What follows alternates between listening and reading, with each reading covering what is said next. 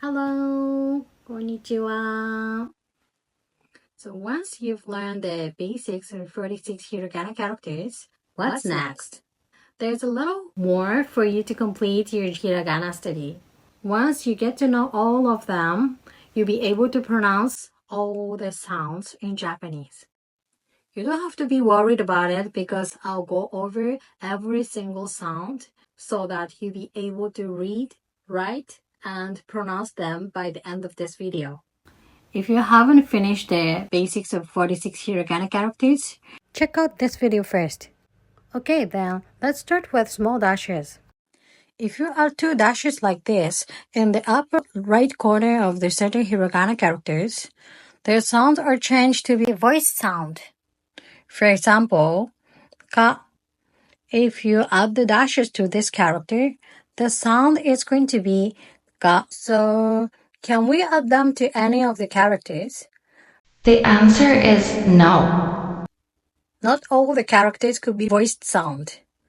Here, these four clumps are the ones you can add small dashes. Let's dive in one by one. For this clump, ka, ki, ku, ke, ko. Those sounds will be like ga, gi, gu, ge, go. The next ones, sa, shi, su, se, so. These are going to be like za, ji, z, ze, zo. Za, ji, z, ze, zo.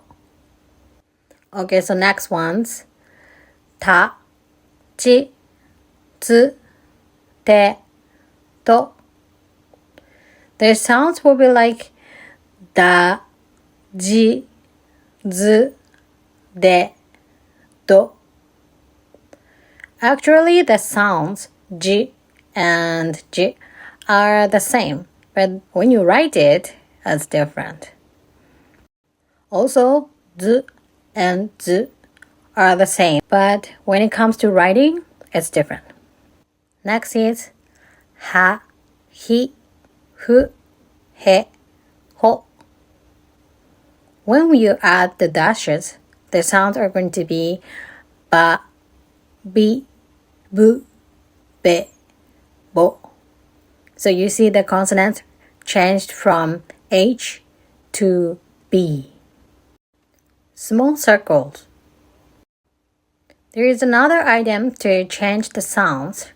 A small circle like this. This could also be added in the upper right corner of ha, hi, hu, he, ho. When you add the circle to these characters, their sounds will be like pa, pi, pu, pe, po.